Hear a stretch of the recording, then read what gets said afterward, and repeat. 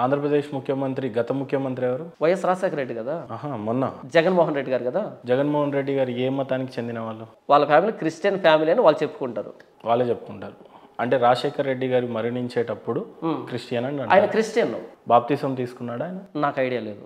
మీకెప్పుడు వేదన కలగలేదా? ఆయన చేశాడా చేయలేదా, అంటే బాప్తిసం అయిందా కాలేదా అని ఎప్పుడు? నేను ఎప్పుడు నా పాలిటిక్స్ మీద పెద్ద ఐడియా లేదు. నిజంగా పాలిటిక్స్ తెలియదు. వన్స్ ఒకసారి మీరు యేసుక్రీస్తుని నమ్ముకున్నారు. అవును. మీరు విగ్రహారాధన చేస్తారా? పొరపాటును కూడా చేయను. ఇప్పుడు చేయరు. అస్సలు. బొట్టు పెట్టుకుంటారా? అసలు విగ్రహారాధన చేయాలంటే బొట్టు పెట్టుకోవడం ఏంటి? హోమంలో కూర్చుంటారా పోనీ? అయ్యో అసలు వాటికి నాకు సంబంధం లేదు కదా. మరి జగన్మోహన్ రెడ్డి గారు క్రిస్టియన్ ఫ్యామిలీ అని మీరు చెప్పారు, మొన్న హోమంలో కూర్చున్నాడు కదా. నాకు దానికి సంబంధం లేదు. నేను ఆయనకు వకాలతా పుచ్చుకోలేదు ఇక్కడ. నేను బైబుల్ ప్రకటించడానికి. ఆత్మతో మీకు సంబంధం లేదు? అస్సలు సంబంధం లేదు. పక్క మరి ఇంకే ఆత్మని కాపాడతారు జాన్ పాల్ అప్పుడు? ఆ ఆత్మ కాదు, వాళ్ళు ఏం చేశారన్నది నాకు తెలియదు, కానీ వాళ్ళు ఏం చేస్తే బాగుంటుంది అన్నది మాత్రం చెప్పగలను. యేసు ప్రభు వాళ్ళు ఏం చెప్తారంటే 100 గొర్రెలు ఉంటే ఒక గొర్రె పిల్ల తప్పిపోతే అవును దాన్ని వెతకడానికి వెళ్తాడు. అందుకే కదా బైబుల్ బోధిస్తున్నారు. మరి ఇప్పుడు ఈయన కూడా తప్పిపోతున్నాడు కదా. నేను బైబుల్ మాట్లాడి యూట్యూబ్లో పెడుతున్నాను, ఇంట్లో పెట్టుకోవట్లేదు కదా, ప్రపంచం అంతటికి పంపిస్తున్నా కదా. బైబిల్ ఏం చెప్పింది చెప్తున్నాను. వాళ్ళు ఏం చేశారన్నది నాకేంటి సంబంధం? నాకు సంబంధం లేదు. ఏం చేస్తే బాగుంటుంది బైబిల్ ఏం చెప్తుందని చెప్పడం మాత్రమే నా బాధ్యత తప్ప అందరు చేయబట్టుకుని ఇదేందుకు చేస్తున్నాను అనడం నా బాధ్యత కాదు. నేను పాస్టర్ని, బోధిస్తాను. ఇప్పుడు షర్మిల గారి హస్బెండ్ ఐడియా ఉంది కదా, అనిల్ కుమార్ గారు. ఆయన బ్రాహ్మణ్గా ఉండేవాడు. తెలీదు నాకు. మతం మారిన తర్వాత ఇవాంజలిస్ట్ అని ఏదో ఓకే మినిస్ట్రీ పెట్టుకున్నారు. ఓకే. ఇప్పుడు ఆయన కూడా మతాన్ని బోధిస్తా ఉన్నాడు. నేను అంటే బైబిల్ ప్రకారంగా ఆయన బోధ ఉంటుందని నేను చెప్పట్లేదు. ఎట్లుంటది మరి ఆయన బోధన? బైబిల్కి అగేన్స్ట్ గానే ఉంటుంది. బ్రదర్ అనిల్ గారిది కూడా అంటే ఎన్నిసార్లు చెప్తే మీకు అర్థమవుతా నాకు తెలియదు. పోనీ మీ దృష్టిలో సారీ ఎవరు సరైన బోధకుడు? మిగతా వాళ్ళ గురించి నేను పట్టించుకోలేదు, కానీ నేనైతే సరైన బోధకుడు. మీకు నచ్చినటువంటి బోధకులలో ఈయన నాకు కరెక్ట్గా అనిపిస్తుంది. మీరు కాకుండా ఇంకా మంచి బోధకులు ఎవరు లేరా? చార్లెస్ స్పర్జన్ ఉన్నాడు, క్రిస్టియన్ థియాలజీ సిఎస్ లూయిస్ ఉన్నాడు. ఇండియాలో ఎవరు లేరా? నాకెవరు కనిపించలే. కారణం ఎందుకు? నేను పట్టించుకోలేదు. వాళ్ళ బోధనలని మారిన మీరు వాళ్ళ బోధనలు నాకు నచ్చట్లేదు అని అంటే జ్ఞానం ఎక్కువయ్యా? వాళ్ళ బోధనలు మీరు మారని నేను ఎప్పుడు చెప్పాను? నా చెల్లి నా స్వార్ చెప్పిందని చెప్పాను. మరి అక్కడ ఏదో ఆటోలో వచ్చింది, ఎవరో బోధించారు, నాకు వినిపించింది. ఆ వార్త వినబడింది, యేసు ప్రభు గురించి వార్త వినబడింది. అక్కడ మీ చెల్లి పాపం అనకూడదు, నాకు కూడా చెల్లి లాంటిదే. ఓకే. బట్ ఆ రోజు లాస్ట్ క్రిమినేషన్ జరుగుతున్నప్పుడు పాస్టర్ గారు ఈ సమాధిని జయించిన వాడు ఒక్కడున్నాడు, ఆయన యేసు ప్రభు అని చెప్పాడు అన్నది. అది జనరల్ గా సువార్త. ఆయన కూడా పాస్టరే కదండి. జనరల్ గా సువార్త, కానీ మొత్తం డాక్టర్ అంతా కరెక్ట్ అని చెప్పట్లేదు కదా. ఆయన మొత్తం కరెక్ట్ అని కాదు, అక్కడొక్కడొక్కడ ఒక పీస్ తీసుకొని వచ్చి మీరు ఒక పాస్టర్ అయ్యారు. అది నాకు మొదటి మెట్టు. ఆ పీసెస్ అన్ని మొదటి మెట్టుని ఎక్కించాయి, యేసు ప్రభు అనే దగ్గర విశ్వాసాన్ని తీసుకొచ్చాయి. ఆ తర్వాత నుంచి బైబిల్ చదవడం ప్రారంభించాను, బైబిల్ పుస్తకాలు చదవడం ప్రారంభించాను, తెలుసుకున్నాను. బైబిల్లో 10 కమాండ్మెంట్స్ ఉంటాయి. ఎస్. అది ఏ మతానికి అపోజ్ చేస్తూ చెప్తుంది? మిగతా ఒక ఏమంటారు ఇస్రాయేలీలు కాకుండా 10 కమాండ్మెంట్స్ జాన్ పాల్ గారు చెప్పగలరా? చెప్తాను, ప్లీజ్ చెప్తాను, చదివి వినిపిస్తాను. ఓకే. నిర్గమకాండము 20వ అధ్యాయం చదివి వినిపిస్తానన్నా. నిర్గమకాండము 20వ అధ్యాయం 1వ వచనం నుంచి. దేవుడు ఈ ఆజ్ఞలన్నీ వివరించి చెప్పాను. నంబర్ 1, నీ దేవుడైన యెహోవాను నేనే దాసుల గృహమైన ఐగుప్తు దేశంలో నుండి నిన్ను వెలుపలికి రప్పించుతుని. నేను తప్ప వేరొక దేవుడు నీకు ఉండకూడదు. కమాండ్మెంట్ 1 అని చెప్తాను. కమాండ్మెంట్ 1 చెప్పండి. నంబర్ 2, ఒకసారి 1 చెప్పండి. నేను తప్ప వేరొక దేవుడు నీకు ఉండకూడదు. Number 1 command. నంబర్ 2, పైన ఆకాశం అందే కానీ క్రింద భూమి అందే కానీ భూమి క్రింద నీళ్ళ ఎందే కానీ ఉండు దేని రూపమునైనను విగ్రహమునైనను నీవు చేసుకొనకూడదు, వాటికి సాగిలపడకూడదు, వాటిని పూజింపకూడదు.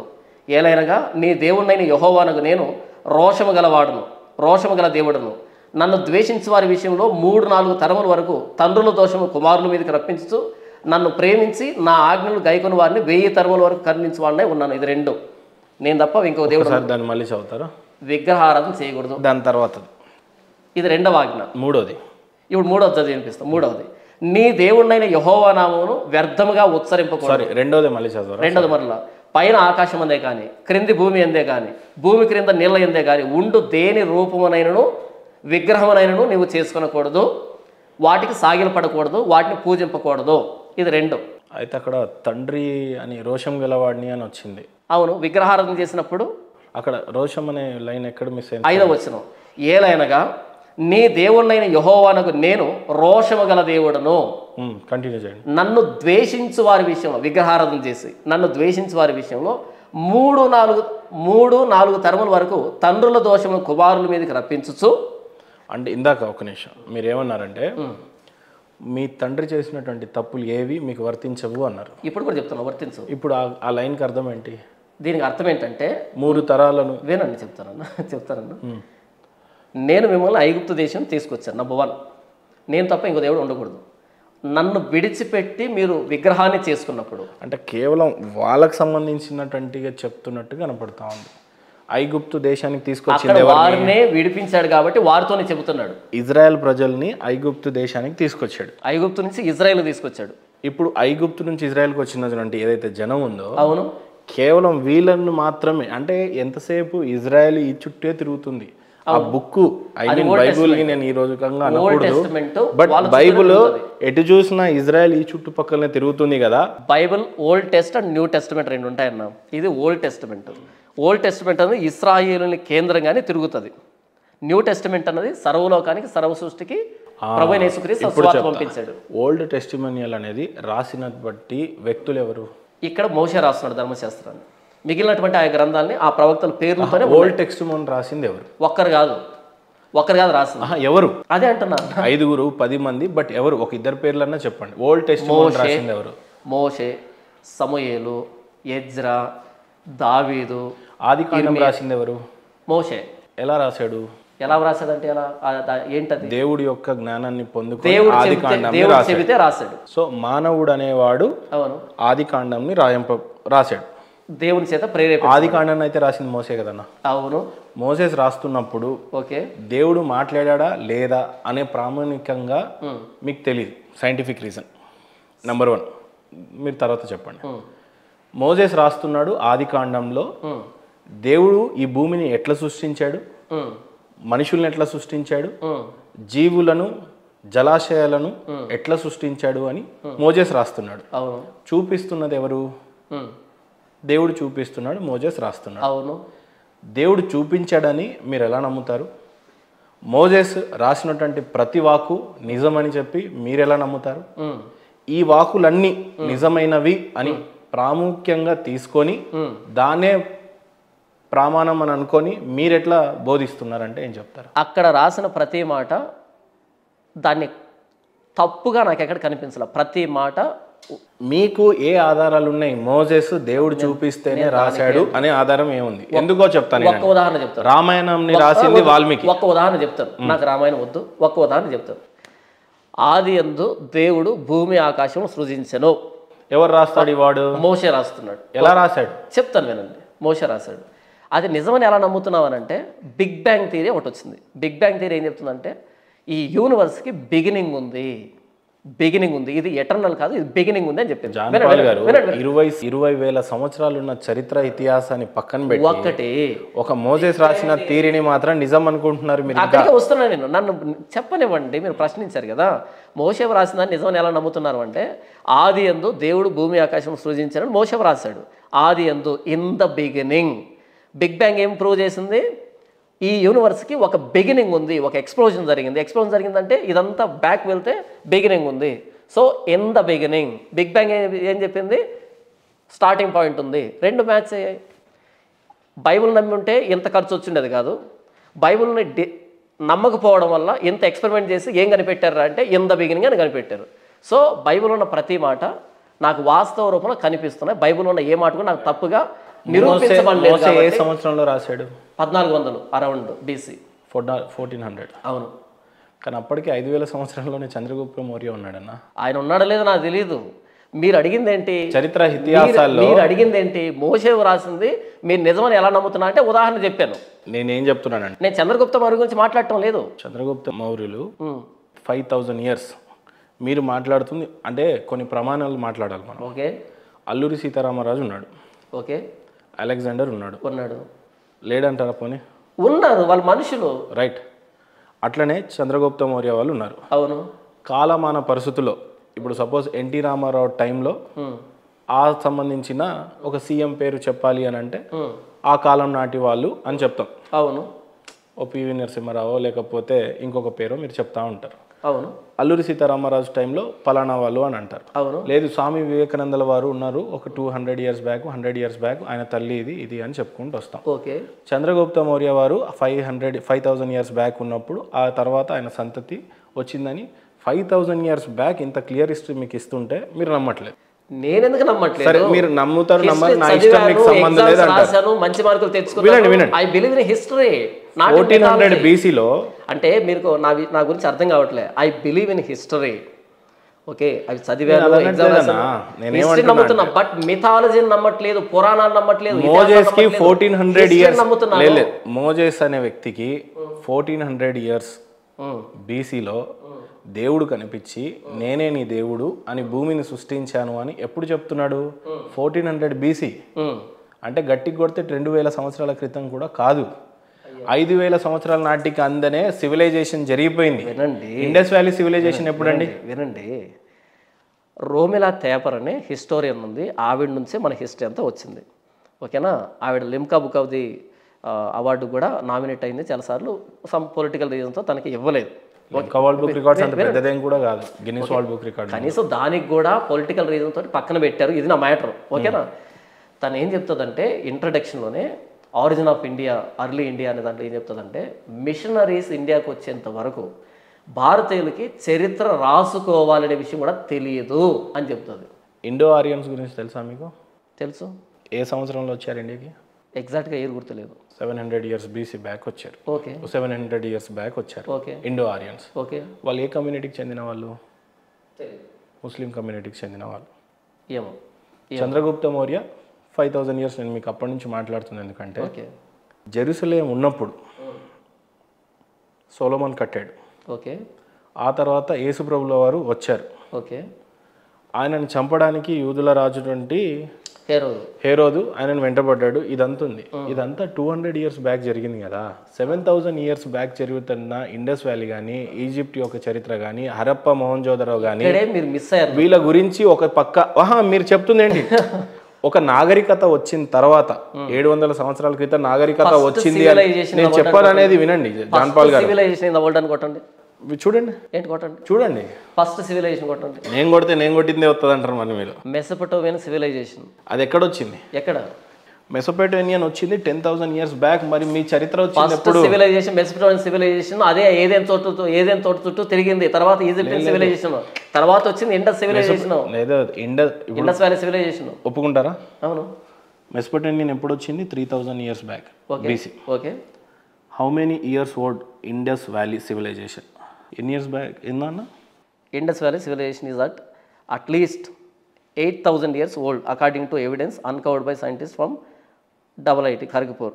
మెసొపొటేమియన్ అనేది మీరు చెప్పింది ఎప్పుడుదో తెలుసా అండి? వెయిట్ అది మన 3000 ఇయర్స్ బ్యాక్ ఆ టైంలో ఉన్నది కూడా తీసుకొని మన ఓల్డెస్ట్ సివిలైజేషన్ కొట్టండి. ఓల్డెస్ట్ సివిలైజేషన్ ఏనండి. ఓల్డెస్ట్ సివిలైజేషన్ కొట్టండి. మీరు చెప్పిందే వస్తుంది. 3000 ఇయర్స్ బ్యాకే ఓల్డెస్ట్ సివిలైజేషన్. మీరు అనండి అక్కడ ఓల్డెస్ట్ సివిలైజేషన్ కొట్టండి. మీకు ఇందాక అన్నా నేను ఈజిప్ట్ అని. అట్ కాదు, కానీ అది 3000 ఇయర్స్ బ్యాక్. ఓకేనా? అంటే ఓల్డెస్ట్ సివిలైజేషన్ 3000 కానీ రీసెంట్గా వచ్చిన మాత్రం 8000. ఏమన్నా లాజిక్ ఉందా? అది రీసెంట్గా వచ్చింది కాదండి. మీకు అక్కడ థియరీలో ఎర్లీ హ్యూమన్ సివిలైజేషన్ నేనేమన్నాను? ఓల్డెస్ట్ సివిలైజేషన్ కొట్టండి అని చెప్పాను. నేను చెప్తాను. Oldest civilisation in the world Mesopotamian వచ్చింది కదా. మరి మెసొపొటేమియన్ 3000, కొత్తగా వచ్చింది 8000. లేదండి. Is it logical? లేదు. గూగుల్లో మెసొపొటేమియన్ గురించి రాస్తున్నప్పుడు అక్కడున్న SEO ఏదైతే వస్తుందో అది టాప్ తీసుకొస్తుంది. అది కాదు. ఇప్పుడు సపోజ్ నేను ఏమంటాను, ఇండియాకి క్యాపిటల్ సిటీ ఢిల్లీకి బదులు హైదరాబాద్ ఇది ఇచ్చిందంటే అది నిజం కాదు. బికాస్ అది మీకు తెలుసు కాబట్టి. ఇండియన్ వ్యాలీ సివిలైజేషన్ లేదు, మీరు చెప్పింది కూడా నిజం కాదు. అప్పుడు మీకు 3000 ఇక్కడ చూపించినప్పుడు అక్కడ నేను 8000 చూపించాను. ఇప్పుడు అది నిజమా ఇది నిజమా అనేది కాదు నేను అంటుంది. మీరన్న ప్రామాణికంగాలో 1400 సంవత్సరాల BC బ్యాక్ సైడ్ రాసినటువంటి బైబుల్లో ఒక పర్సన్ని అంతగా నమ్ముతున్నప్పుడు మనకు ఆల్రెడీ సివిలైజేషన్ వచ్చేసింది. అప్పటికి మీరు బుక్కులు ఏవైతే ఇప్పుడు మోసెస్కి రాయటం వచ్చిందంటే చదువు వచ్చిందనే కదా. ఖచ్చితంగా. దాంట్లో ఏ లాంగ్వేజ్ లో రాశాడు ఆయన? అప్పుడు హెబ్రీలో రాశాడు. అవును. అప్పటికి సాంస్క్రిట్ ఎన్ని సంవత్సరాలు ఓల్డ్ చదవండి. నాకు తెలియదు అబ్బా. ఒక్క నిమిషం, ఇప్పుడు మీకు ఇక్కడే క్లారిటీ ఇస్తా. How many years old Sanskrit language? 5,000 years old Sanskrit language, okay, which is the oldest language అనుకోండి. which is the oldest language. ఇవన్నీ 2,000 years అండి. కాదు, ఏమొచ్చింది చదవండి. నేను చెప్తాను వినండి. ఒక నిమిషం. చదవండి. సుమేరియన్ అనే ఒక లాంగ్వేజ్, అది 2,900 years BC. అంటే సాంస్క్రిట్ కాదు కదా. సాంస్క్రిట్ 5,000 years BC అండి. అంటే ఓల్డ్ ఏమో తక్కువ వయసు ఉంటది. మీకు నాకు జాన్ పాల్ గారు నాకు చాలా తెలివిగలవాళ్ళు అనుకున్నాను నేను మిమ్మల్ని.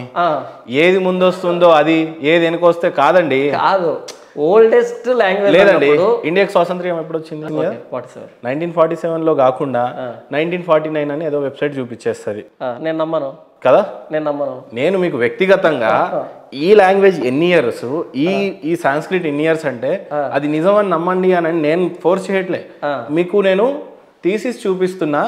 కారణం ఏంటి? ఇది ఇన్ని ఇయర్స్ ఓల్డ్ జాన్ పాల్ గారు, ఇది ఇన్ని ఇయర్స్ ఓల్డ్, ఇది మీరు టాలీ చేసుకోవాల్సిందని అంటున్నా. కానీ గూగుల్ అదే ఫస్ట్ చూపించింది, కానీ అది ప్రాముఖ్యంగా తీసుకుంటాను అక్కడ మీరు చెప్పిన ఫార్ములా నేను ఉపయోగించాను. అది ఫార్ములా కాదు, మీరు చెప్పిన మెథడే నేను ఫాలో అయ్యాను. నేను మెథడ్ అనట్లేదు. సాంస్క్రిట్ అనేది 5,000 years ఓల్డ్ ఉంది. ఒకటి take it for granted. What is the point here? Point ఏంటంటే బైబుల్ని హిబ్రూ భాషలో రాయడానికి హిబ్రూ నేర్చుకుంది ఎవరు? నేర్చుకున్నది ఏంటి? దేవుడు ఇచ్చిన లాంగ్వేజ్. రైట్. మోసెస్ అప్పటికి హిబ్రూలో రాయాలి కాబట్టి దేవుడు ఇయ్యలే. హిబ్రూ అనేది సేమ్ ఎవ్రీ లాంగ్వేజ్, ప్రతి లాంగ్వేజ్ దేవుడి దేవనగరి లిపి లాగానే ఒక నాగరికత అనేది ఉంది. నా విషయం ఏంటంటే సాంస్క్రిట్ అనేది ఒక 7,000 సంవత్సరాల క్రితం, 5,000 సంవత్సరాల నుంచి డెవలప్ అయింది. అంటే అప్పటికి సివిలైజేషన్ అనేది డెవలప్ అయిపోయింది. ఇప్పుడు మనం డెమోక్రసీ అంటున్నాం కదా.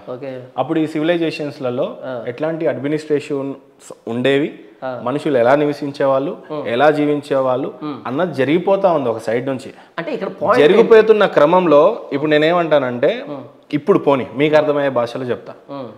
నా చరిత్ర మొత్తం చెప్పితే కాదు, 20,000 years 10,000 years back side Konark ఆలయం చరిత్ర చెప్తుంటే అది కాదు చరిత్ర అంటున్నారు. నేనెప్పుడు అన్నాను? సరే, అదే చరిత్ర నిజం అన్నప్పుడు ఇప్పుడు 1400 BCలో వచ్చినటువంటి బైబుల్ని నమ్ముతున్నారు. కానీ పోనీ ఇప్పుడు నేను ఒక్క క్వశ్చన్ అడుగుతా, మీరు చెప్పండి. హిస్టరీ ఇదంతా పక్కన పెట్టండి. 2024లో మహేందర్కి లేదా జాన్ పాల్ గారికి ఒక కొత్త దేవుడు వచ్చి ఒక భాషలో చెప్తాడు, నేను రాస్తా. ఈ రోజు నేను రాశాను కాబట్టి ఇదే ఈయననే దేవుడు, ఇది ప్రాముఖ్యంగా మీరు నమ్మాలి, దీన్నే ప్రమాణంగా తీసుకొని మీరు ఇప్పుడు నేను సృష్టించినటువంటి దేవుడిని నమ్మాలి, అది నేను మోసెస్ని, నాకు జీసస్ చెప్పాడు అని చెప్పి ఈ భాషలో చెప్తున్నారు మీరు. నేను మీకు ఏం చెప్తున్నానంటే 1400 BC స్టోరీస్ కాదు, ఓ 20,000 years BC స్టోరీ మీకు చెప్పాలని ట్రై చేస్తున్నా. బహుశా మీ కల్చరు, మీరు వచ్చినటువంటి హిందూయిజం చాలా గొప్పది అని చెప్పడానికి ట్రై చేస్తుంటే మీకు వినసొంపుగా లేదు. అది ఎందుకు అట్లా అయ్యింది అనేది. పాతదాన్ని నమ్ముతారా, కొత్తదాన్ని నమ్ముతారా? మీరు చెప్పండి. మీరే చెప్పారు కదా స్టోరీ స్టోరీ స్టోరీ అని. నేను కూడా అది స్టోరీ అని వదిలిపెట్టేసాను. నాకు ట్రూత్ కావాలి. I don't want story, I need truth. అర్థమవుతుందా? నాకు ఓల్డా న్యూనా కాదు కావాల్సింది, నాకు ట్రూత్ కావాలి. ఇవన్నీ ట్రూత్ కావంటారు? No, only Bhagavadgita. కానీ నేను వాటి పేర్లు పెట్టదలుచుకోలేదు బ్రదర్, నాకు వాటి పేర్లు పెట్టదలుచుకోలేదు. బైబుల్ బాగా అలసిపోయినట్టుగా అనిపిస్తున్నారు. లేదు, రేపు పొద్దున దాకా మాట్లాడతాను ఇలాగే. కొద్దిగా జోష్ అది కనబడట్లేదు చెప్పడానికి. జోష్గా అంటే నేను జోక్ లేట్లేదు, ఇక్కడ ఒక ట్రూత్ అని చెప్తున్నాను. ట్రూత్ అని ఇట్ ఆల్వేస్ బి బెటర్. ఇది జోక్ కాదు. ఇది మీరు బెటర్ అయ్యేటట్టుగా ఏం చెప్పట్లేదు కదా మాకు. అంటే ఆ ట్రూత్ మీకు మింగుడు పడట్లేదు కదా. ఏం మింగుడు పడట్లేదు నాకు? ఇక్కడ నేను జోక్, మీరు 2000 సంవత్సరాల క్రితం వచ్చినటువంటి బైబిల్ గురించి నాకు మింగుడు పడదా? ఇక్కడ మనం కామెడీ షో చేయట్లేదు, సో ఆ జోష్ ఉండదు నాకు. ట్రూత్ అని చెప్పేటప్పుడు ఆ భారం ఉంటుంది ఖచ్చితంగా. ఓకేనా? సో ఇక్కడ నేను నవ్వినంత మాత్రంలో, నవ్వకపోయినంత మాత్రంలో నా సత్యం అన్నది సత్యం కాకుండా పోదు. I believe in Bible. Bible మాత్రమే దేవుని వాక్కు, ప్రభువైన యేసుక్రీస్తు మాత్రమే దేవుడు. ఇది నేను ఎప్పుడు సభాష్ అనేవాడిని తెలుసా మిమ్మల్ని, జాన్ పాల్ గారు. ఓకే, అలియాస్ మణికంఠ స్వామి. మీరు ఒక బైబుల్ని చదివారు కానీ, ఒక గీతని కానీ, ఒక మహాభారతాన్ని కానీ, శ్లోకాలు కానీ, లేకపోతే హిందూ ఇతిహాసాల గురించి కానీ, ఒక 20,000 సంవత్సరాల ఉన్న హిస్టరీని కూడా నేను నమ్మను. నేను ఓన్లీ బైబుల్ని మాత్రమే నమ్ముతా. My statement is very clear. I believe in history, not in mythology. ఏం చెప్తున్నాయి ఇవి రెండు? హిస్టరీ అన్నది అది ప్రూవెన్ ఫ్యాక్ట్, అది దాన్ని నమ్ముతాను నేను. కానీ మిథాలజీని నమ్మను నేను. బైబుల్ అన్నది it's a historical book. His story, God's story, God's story, history.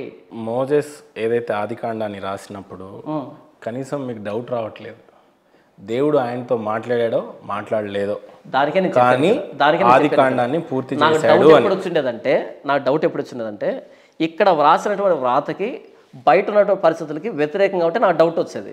కానీ ఆదికాండం మొదటి వచనంలో ఆది యందు దేవుడు భూమి ఆకాశం సృజించిన అనే ఉంది కదా, ఇన్ని కోట్లు ఖర్చు పెట్టి బిగ్ బ్యాంగ్ థియరీలో ఇన్ ద బిగినింగ్ అని ప్రూవ్ చేశారు. సో బైబుల్ని నేను నమ్మిన దాన్ని వాళ్ళు కోట్లు పెట్టి ప్రూవ్ చేశారు. ఇంకా నాకు అనుమానం ఎందుకు వస్తుంది? నేనేమంటాను జాన్ పాల్ గారు, ఓకే పుష్పక్ విమానాలు ఉండేవి, సారీ లేవు అని అంటారు. సారీ, వైట్ బ్రదర్స్ విమానాన్ని ఒకవేళ తయారు చేశారు. పుష్పక విమానాలు ఉంటే భారతదేశంలో విమానం ఎగరాల మొట్టమొదట ఎవరో గారు కనిపెట్టడం కాదు. భారతదేశంలో జీరో కనిపెడితే ఆ? అప్పటి వరకు ప్రపంచంలో జీరో లేకపోతే దానికి ప్రపంచం నా ఆగిపోయిందా? రక్షణకి సంబంధం ఏంటి? జీరో అన్నది రిలీజియస్ మ్యాటర్ కాదు ఇక్కడ. లేదు ఉంటది. జీరో అన్నది రిలీజియస్ మ్యాటర్ కాదు ఇక్కడ. ఆర్యభట్ట ఎప్పుడైతే జీరోని కనిపెట్టినప్పుడు జీరో అన్నది రిలీజియస్ మ్యాటర్ కాదు ఇక్కడ, నా విశ్వాసానికి సంబంధించి కాదు ఇక్కడ, ఇది సెక్యులర్. అది పుష్పక విమానం అన్నది రిలీజియన్ ముడిపడి చెప్తా. భూమి అనేది ఒకరిచే సృజింపబడ్డది అని చెప్పి బిగ్ బ్యాంగ్ థియరీ కనుక్కుంది అన్నాడు. ఇన్ ద బిగినింగ్, ఈ సృష్టికి దీనికి ఒక బిగినింగ్ అనేది ఉంది అని కనుక్కున్నారు అని అన్నారు. అట్లాగే హిందూ మైథాలజీ స్టోరీస్ కానీ హిస్టరీ కానీ ఏం చెప్తుందంటే పుష్పక విమానాలు ఉండేవి. సారీ, మిథాలజీ, రామాయణం అనేది జరిగింది, హిస్టరీ కాదు. రామాయణం అనేది జరిగింది. సారీ, నేను నమ్మట్లేదు. రామాయణం జరగలే, నేను నమ్మట్లేదు. రామాయణం జరిగింది అని అంటే అబద్ధం అంటారు జాన్ పాల్ గారు. నేను అబద్ధం అనట్లేదు. నేను రామాయణం జరిగిందంటారా? రామాయణం జరిగిందంటారా? నేను నమ్మట్లేదు. అవశేషాలు దొరుకుతున్నాయి, రాముడు పాదముద్రలు, 10 తలలు దొరకలేదుగా. నేనేమంటాను, దొరికింటే ఒకటే దొరికిండాలి కదా. భారతదేశానికి యేసు ప్రభు వారు రాకముందనే మతం వచ్చేసింది భారతదేశంలో, సువార్త వచ్చింది, రైట్? అలాంటిది ఈ భారతదేశానికి రాముడు, అయోధ్య, ఈ గొడవ, జ్ఞానవాపి, ఈ గొడవలన్నీ నడుస్తా ఉన్నా కూడా మీకు రుచించలేదు. ఈ గొడవలు నేను నమ్ముతున్నా, బట్ ఆ స్టోరీ ఏదైతే ఉందో దాన్ని నేను నమ్మట్లేదు. రామాయణం నిజమో కాదో అనే కన్ఫ్యూజన్ లో మీరు ఉన్నారు. కన్ఫ్యూజన్ కాదు, నేను నమ్మట్లేదు. లంక ఎప్పుడు వెళ్ళలేదా? శ్రీలంక ఉంది, అక్కడ రావణాసుడికి టెంపుల్, రావణాసుడు ఉన్నాడో లేదో నాకు తెలియదు. శ్రీలంక అయితే ఉంది. రావణాసుడికి సంబంధించిన ఆనవాలు, ఆలయాలు, అవశేషాలు అన్నీ ఉన్నాయి. ఏదో ఒక రాజు ఉండొచ్చు, కానీ 10 తలలు లేవు కదా. పోనీ భద్రాచలంలోనంటే కొలువైన శ్రీరాముడు ఆలయంలో గుడి ఉంది, అక్కడ ఒక స్టోరీలు ఉన్నాయి, గుడి ఉంది, హిస్టరీ ఉంది, స్టోరీ ఉండొచ్చు. అదే శ్రీరాముడు అయోధ్యలో పుట్టాడు అని చెప్పేసి ఇతిహాసాలు ఉన్నాయి, స్టోరీ ఉన్నాయి, దానికి ఆధారాలు ఉన్నాయి, ప్రమాణాలు ఉన్నాయి. ఓకే, నాకు అలాంటి కనిపించలేదు, నేను నమ్మట్లేదు. జాన్ పాల్ గారు ఎప్పుడైనా ఇజ్రాయెల్ వెళ్ళాడా? వెళ్ళలేదు, భవిష్యత్తులో వెళ్తాడు. ఇజ్రాయెల్లో ఇప్పుడు మీరు ఇందాక అన్నారు ఆలయం లేదని, నేను మీకు చూపిస్తే ఉంది అని వచ్చింది. సాల్మన్ టెంపుల్ చెప్తున్నా కదా. సో సాలోమాన్ కట్టినటువంటి టెంపుల్లో మీరు ఇంతవరకు వెళ్ళలేదు. అక్కడ సిలువ వేసారా దేవుడిని? వేశారు కదా. ఎవరు వేశారు సిలువ? యూదులు రోమిలకు అప్పగిస్తే రోమిలు సిలువ ఎక్కించారు. రోములు వేశారు. యూదులు అంతా ఎవరు? యూదులే. యూదులు మన ఫాలోవర్సే కదా యేసుప్రభు వారికి. యేసుప్రభు ఫాలోవర్స్ కాదు, యేసుప్రభుని అపోజ్ చేసిన వాళ్ళు. లాస్ట్ వరకు యూదులలో ఆయన ఉన్నటువంటి శిష్యులంతా ఎవరు? యూదులు. మరి ఇప్పుడు వాళ్ళు అపోజ్ చేశారన్నారుగా మీరు. వాళ్ళు కాదు కదా యేసుప్రభుని అప్పగించింది. యూదులటువంటి అందులో నుండి ఉన్న 8 మందో శిష్యులు ఉంటారు, 9 మంది అనుకుంటా, 12 మంది శిష్యులు. అందులో ఒకడు దేవుడిని అప్పగిస్తాడు, అక్కడ సిలువేశాడు. అవును. అక్కడ చనిపోయిన తర్వాత ప్రభు యేసు వారు 3వ రోజు తిరుగులేశారు. అవును. ఇదంతా మీకు ఎలా తెలుసు? Bible, right, history. మరి రామాయణంలో రాముడి గురించి ఇతిహాసం కాదా? నేను అది మిథాలజీ అంటున్నా. మిథాలజీకి దీనికి సంబంధం తేడా ఏంటో మిథాలజీ ఒక పని చేయండి. నాకు జ్ఞానం లేదు, మీ అంత చదవలేదు బైబుల్ని కానీ రామాయణంని కానీ. నేను ఒక చాలా తక్కువ నాలెడ్జ్ ఉన్న పర్సన్ని. ఈ రెండింటికి తేడా మీరు వివరించండి. పోనీ చాలా చక్కగా క్లియర్ అయిపోవాలి అందరికి. చక్కగా క్లియర్గా చెప్తున్నాను. ఇందులో వ్రాయబడిన ప్రతి మాట, ఇందులో అంటే ఏంటి క్లియర్గా చెప్పండి. బైబిల్లో వ్రాయబడిన ప్రతి మాట చారిత్రాత్మకం. చరిత్ర ఇందులో ప్రతి మాటని ధృవీకరిస్తూ ఉంది. దీనికి సంబంధించి పురావస్తు ఆధారాలు ఉన్నాయి, సైంటిఫిక్ ఎవిడెన్సెస్ ఉన్నాయి. ఇది లాజికల్గా సరిపోతుంది, మోరల్గా సరిపోతుంది, స్పిరిచువల్గా సరిపోతుంది. దీన్ని మనం ఎక్స్పీరియన్స్ అవుతాం, ఈ ప్రతి మాటని ఎక్స్పీరియన్స్ అవుతాం. ఈ క్వాలిటీస్ మిగతా గ్రంథాల్లో నాకు ఎక్కడ కనిపించలే. మీరు చదవకుండానే అంటున్నారు, ఆ మాటని గమనించాలా మీరు. పాయింట్ అవి నన్ను అట్రాక్ట్ చేయలేదని చెప్తున్నాను కదా. ఇది నన్ను చదవకుండా రామాయణమే చదవలేదు, రామాయణం గురించి మీరు ఏం మాట్లాడాలో మీకు అర్థం కావాలి. అంతకుముందు నేను దీన్ని కూడా చదవలే, కానీ ఇది జాన్ పాల్ గారు, నేను ఒకటి చెప్తున్నా, ఆథర్ రచన రాసేవాడు రచయితగా ఎలాగైతే మారతాడో అది ఎలా రాస్తాడు? మంచి మంచి స్టోరీస్కి లోనైన తర్వాత ఆయనలో ఒక రైటర్ పుడతాడు. ఓకే, మీరు ఒక మంచి రీడర్, రీడర్ ఎప్పుడు అనిపించుకోవాలా మీరు మంచి స్టోరీస్ చదివినప్పుడు ఇది అయినప్పుడు. అవును. ఒక బైబిల్ మాత్రమే చదివేసి దాన్నే ప్రామాణికంగా తీసుకుంటే ఎట్లా అండి? ఓకే, మీరు రామాయణాన్ని అయితే చదవలేదు. మీరు చెప్పింది పుస్తకాలకు సరిపోతుంది, హ్యూమన్ ఆథర్ ఉన్నప్పుడు సరిపోతుంది. ఇది డివైన్ ఆథర్.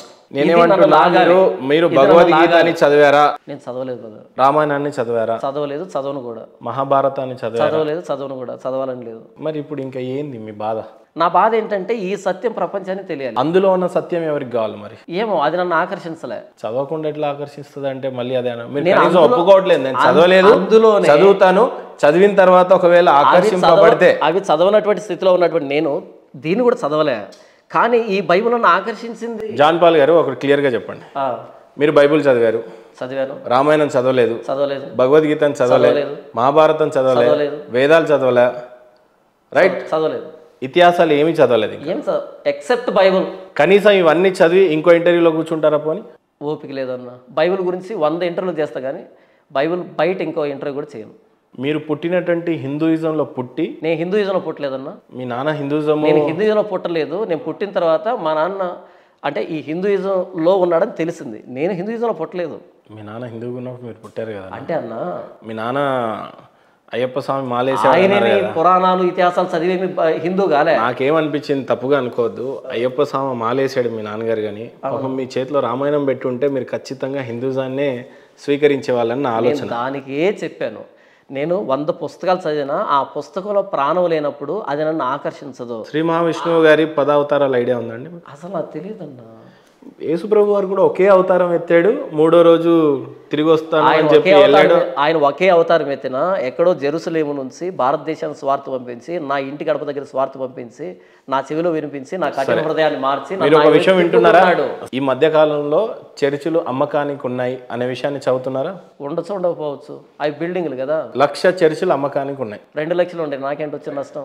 దాని ఇస్కాన్ అనే టెంపుల్స్ 2 లక్షలు ఉంటే మాత్రం నాకు వచ్చే నష్టం ఏంటి? ఇక్కడ తెలివి తక్కువ హిందూ సోదరులు ఎవరైతే ఉన్నారో మతాన్ని మారుతా ఉన్నారు. తెలివి తక్కువ కాదు, అమెరికాలో యూరప్ లో తెలుసుకున్నటువంటి వాళ్ళు, అమెరికా యూరప్లలో క్రిస్టియన్ సోదరులంతా కూడా హిందూ సోదరులుగా మారుతా ఉన్నారు అక్కడ. సంతోషం, కంగ్రాచులేషన్స్. నేను మిమ్మల్ని హిందూగా మారుద్దాం అని అనుకుంటున్నా. జాన్ పాల్ గారు మారుతారా? లైఫ్ టైం ఛాలెంజ్ ఇస్తున్నా. మీరు ఏ థీసిస్ ని చదవడానికి సిద్ధంగా లేనప్పుడు మిమ్మల్ని ఎవరు మార్చరండి. మరైతే మీరే కదా అన్నారు మారుస్తాను. అదే నేను ట్రై చేస్తున్నా అంటున్నా. మిమ్మల్ని ట్రై చేయొచ్చు. పోనీ నన్ను హిందువు నుండి క్రిస్టియన్ గా మార్చడానికి మీరు ఎలాంటి బోధనలు చేస్తారు? ఇప్పుడు చేసేది ఇప్పుడు వరకు మాట్లాడి చేయండి. ఇప్పుడు నేను అంటున్నా బోధన. మిమ్మల్ని మార్చడం నా ఉద్దేశం కాదు, ఈ సత్యాన్ని ప్రకటించడం మాత్రమే నా ఉద్దేశం. యేసుప్రభు అంటే సర్వలోకానికి వెళ్ళి సర్వసృష్టికి వెళ్ళి సువార్త ప్రకటించండి, నమ్మి బాప్తిస్మం పొందిన రక్షించబడతాడు, నమ్మని వారికి శిక్ష విధించబడతా అని చెప్పాడు. అంతేగాని గడ్డం పట్టుకుని ప్రతిమలాడండి, బలవంతంగా మార్చండి అని యేసుప్రభు అతను చెప్పలేదు. ప్రకటించమని చెప్పి నేను ప్రకటిస్తున్నాను. అందులో సత్యం ఉందని మీకు అర్థమైనప్పుడు మారు మనసు పశ్చాత్తాపం ద్వారా బాప్తిస్మం ద్వారా ప్రభు యేసుక్రీస్తు సొంత రక్షకుడు అంగీకరిస్తే మీరు రక్షించబడతారు, లేకపోతే శిక్షలోకి వెళ్తారు, అంతే. బంగ్లాదేశ్లో క్రిస్టియానిటీ ఎందుకు పెరగలేదంటే ఏం చెప్తారు? నాకు తెలియదు. రానివ్వలేదు మిమ్మల్ని? తెలియదు. ఉత్తరప్రదేశ్లో క్రిస్టియానిటీ మత ప్రచారం అనేది బ్యాన్ చేశారు. బయట చేసి ఉండొచ్చు, ఇంటర్నెట్ ద్వారా వెళ్తుంది కదా. ఏ రకంగా కూడా ఇప్పుడు భౌతికంగా వెళ్ళాల్సిన అక్కర్లేదు, ఆ రోజులు పోయాయి. ఇంటర్నెట్ ద్వారా వాళ్ళ బెడ్రూమ్లోకి వెళ్తుంది సువార్త. నేనేమంటున్నానంటే అండి, ఒక వెల్ ఎడ్యుకేటెడ్ సోదరుడు ఎప్పుడు కూడా క్రిస్టియానిటీని ఎక్కువగా స్వీకరించలేదు. బ్యాక్వర్డ్ కమ్యూనిటీలో వెల్ ఎడ్యుకేటెడ్ కాదు, అంత ఆలోచన లేనటువంటి వ్యక్తి క్రిస్టియానిటీ అంగీకరించలేడు. లేదు. నేనేం చెప్తున్నానంటే, మీరు కూడా హిందూయిజాన్ని వదిలేసి క్రిస్టియానిటీ ఎందుకు పుచ్చుకున్నారో తెలుసు? నేను హిందూయిజాన్ని వదిలిపెట్టలే. మీరు పుట్టింది హిందూ మతంలోనే, నేను హిందువుని కాదు, క్రిస్టియానిటీ ఎందుకు పుచ్చుకున్నారో తెలుసా? వినండి. జాన్ పాల్ గారు హిందూయిజాన్ని వదిలిపెట్టలేదు. ఒక విషయం నేను చెప్పనిస్తారా? పాప జీవితాన్ని విడిచిపెట్టాను. నేను ఒక విషయం క్లియర్ గా చెప్తా. జాన్ పాల్ గారు మణికంఠ స్వామి అని మీ పేరు. మీరు హిందూయిజాన్ని వదిలేసి క్రిస్టియానిటీ ఎందుకు పుచ్చుకున్నారో నేను చెప్తా. పాప జీవితాన్ని మీ క్రిస్టియానిటీకి ఇచ్చినంత ప్రయారిటీ, బైబుల్ని చదివిన ప్రయారిటీ హిందూయిజంలో ఉన్నటువంటి ఏ బుక్స్ కూడా మీ బ్రెయిన్ అలౌ చేయలేదు, మీరు చదవలేదు. మీరు కూడా నిమిత్త మాత్రులుగానే ఉన్నారు కాబట్టి మీరు మతం మారిపోయారు. నిజంగానే మీరు కూడా ఇతిహాసాలు పురాణాలు చదువుంటే మీరు మతం మారేవాళ్ళు కాదండి. 100 సార్లు చెప్తున్నాను, నేను మతం మారలేదు, నా పాప జీవితాన్ని విడిచి. ఒకవేళ ఎవరైతే భగవద్గీతను చదివిన వాళ్ళు ఉన్నారో, పురాణాలు చదివిన వాళ్ళు ఉన్నారో, వాళ్ళని మీరు ఇంచ్ కూడా అందులో మత మార్పిడి చేయలేరు. దీన్ని మీరేమంటారు? నేను అసలు చేస్తున్నది మత ప్రచారమే కాదు, మీరే మతం మారిపోయిన తర్వాత ఇంకా నేను హిందూయిజంలో పుట్టలేదు అన్నాక పాప జీవితాన్ని ఇంకా ఎవరు ఒప్పుకుంటారు? నేను పాప జీవితాన్ని విడిచిపెట్టి ప్రభు అయిన యేసుక్రీస్తుని సొంత రక్షకుడు అంగీకరించాను తప్ప మతం మారలేదు. నేను ఇక్కడ ఎవరిని మతం మార్చడానికి లేదు. అసలు క్రిస్టియానిటీ మతమే కాదు, ఇది నిజదేవుని చేరుకునే ఏకైక మార్గం ఇది మతం కాదు. సో నేను పాప జీవితాన్ని విడిచిపెట్టాను, హిందూయిజాన్ని కాదు. నేను యేసు ప్రభుని నా సొంత రక్షకుడుగా తెలుసుకున్నాను, మతాన్ని స్వీకరించలే.